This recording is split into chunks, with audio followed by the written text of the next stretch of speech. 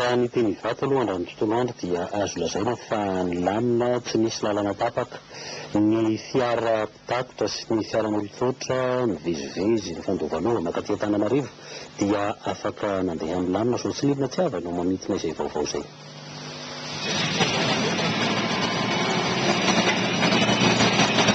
Tsy nahasakana ny fivezivezen'ny fitateram-bahoaka zotra Antananarivo ivato ny fisian'ny fitsenan'ny filoha teo aloha Marc Ravalomanana manomboka eto Talatamaty malalaka ny lalana hatraty Mamory. Niasa foana na ireo fiara fitateram-bahoaka na ireo fiara tsotra na fiara karetsaka na ireo fiara manokana mitatitra ireo pomban-Ravalomanana avy any amin'ny faritra samihafa. Tsy nisy arak'izany ny fotoanan'ny fiarakodia na ny fahatapahan'ny lalana ny azo any ivato araka ny resaka nandeha.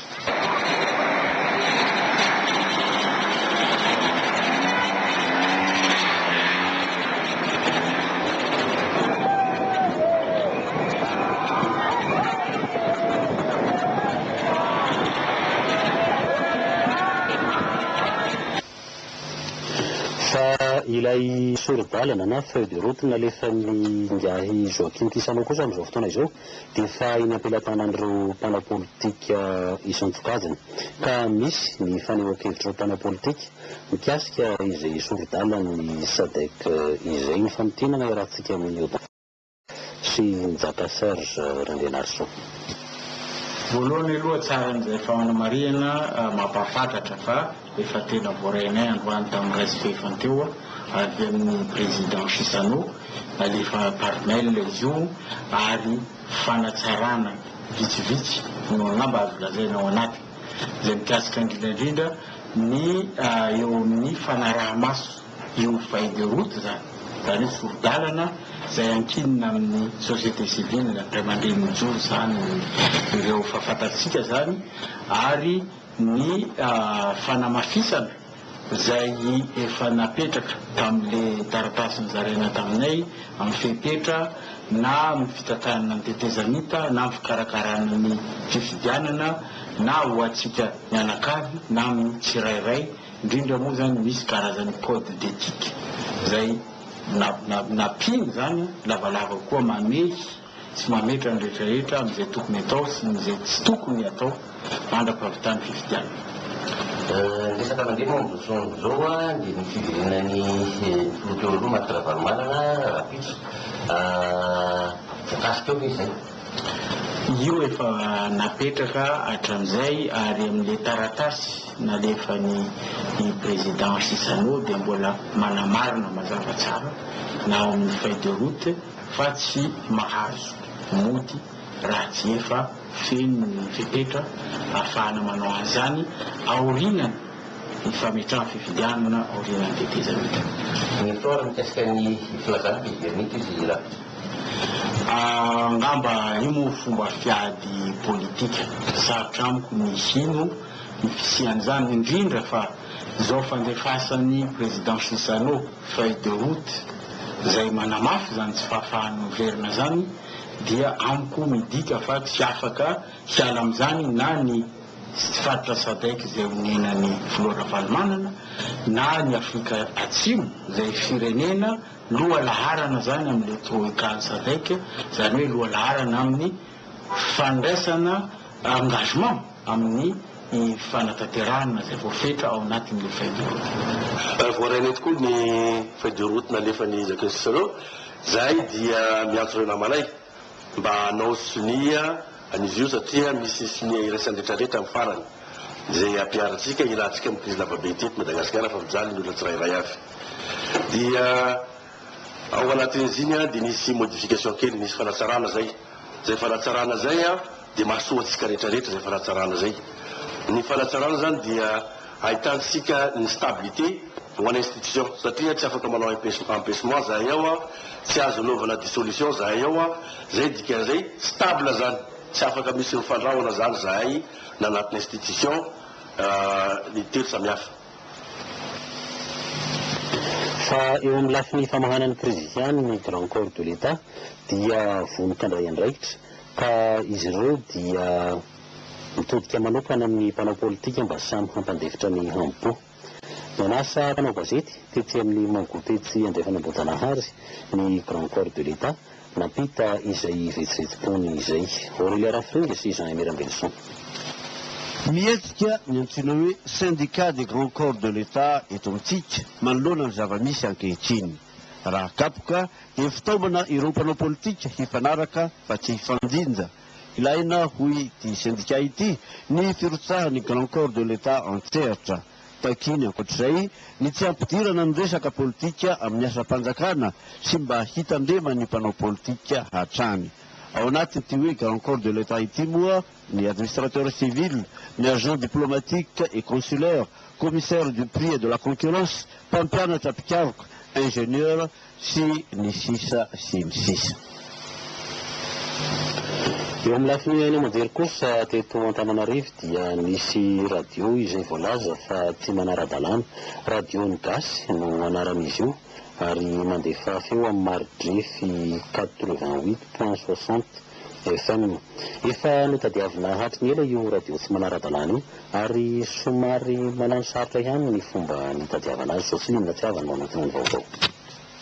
Ny zoma alina teo dia nandeha erantanan'Antananarivo ry teknisiana eo anivon'ny Omerte niaraka tamin'ireo mpitandro ny filaminany avy ao amin'ny fisy nitady ilay radio pirate.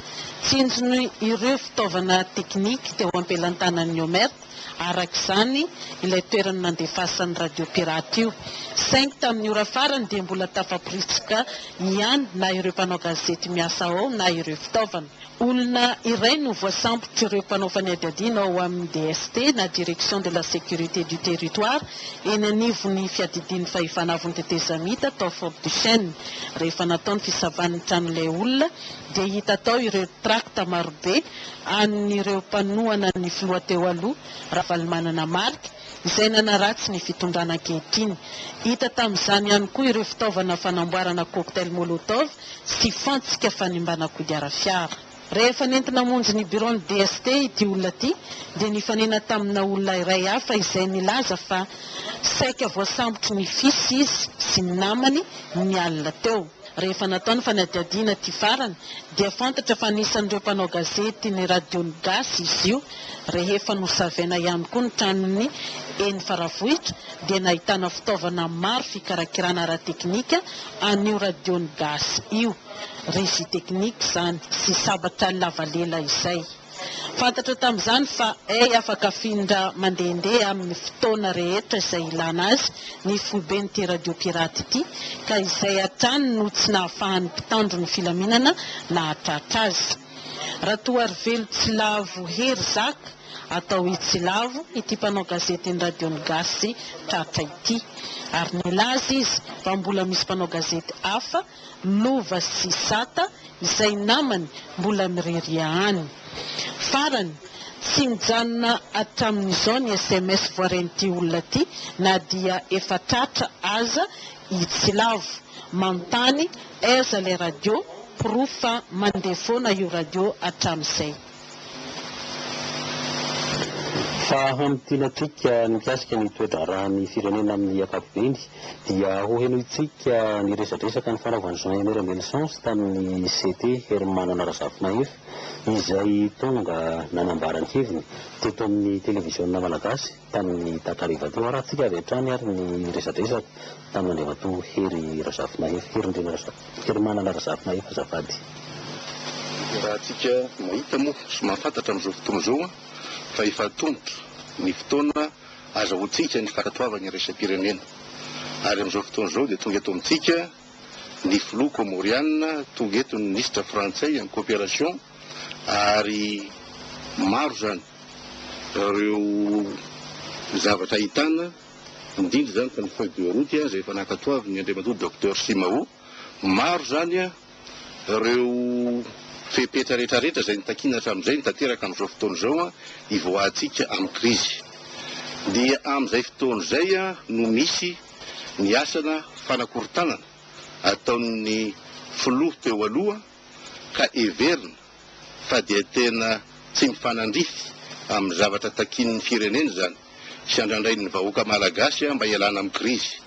Efa ezaka maro amin'ny malagasy samy malagasy malgaso moa ny ilazana azy ary tarafiny zao tontolo zao zany fomba ialana firenena ray amin'ny krizy zany mijery atsika ny firenena rehetra eran'izao tontolo zao ka izay dia manao antsoavo mihitsy amin'ny filoha teo aloha manao antsoavo amin'ireo miaradia aminy aoko izay ny faneligelenana ny fizotra firenena amin'ny fivoahana amin'ny krizy aoko izay ny asa fanakorontanana aoko izay ny fanelezana tsao hoe tseroa fa tsy mendrika raha malagasy ray malagasy reny no manao an'izany fietika mamoafady zany anapotika ny tany sy ny firenena.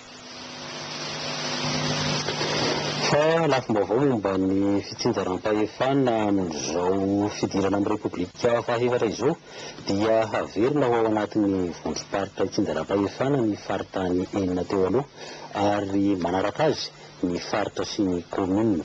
Efa miasa ho amin'izany ny ministera maromaro voakasiky ny fitsinjaram-pahefana.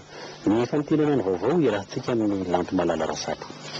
Natsangana arak'izany ny voamera isana ny fanitsina ireo didy aman-dalàna mikasika ny fitsinjaram-pahefana na ny commission de révision des textes sur la décentralisation araky ny didim-panjakana laharana 1.4 sipika ohatraohatra 4 tamin'ny 9 janoary 1.4 izay lany teonivo ny filan-kevitry ny ministra voamera izay tarihan'ny ministera ny fanajariana ny tany sy ny fitsinjaram-pahefana ireto avy ny mpikambana ao anatiny.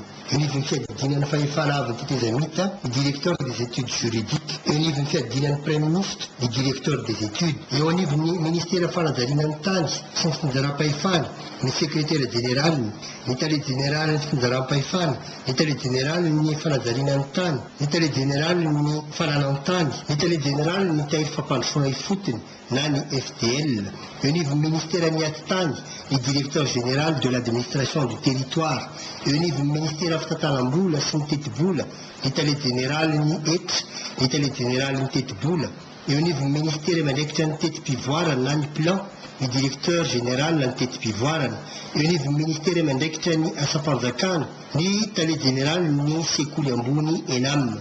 Ity voamera misala ny fanitsina ireo didy aman-dalàna mikasika ny fitsinjaram-pahefana ity no amolavola ny fitsipika vaovao ifeny fitsinjaram-pahefana sy ireo vondrom-paritra fitsinjaram-pahefana izay avadika ho didy aman-dalàna rehefa avy eo. Azon'ity voamera ity tsara ny mandray ny sosikevitra avy amin'izay manana izany.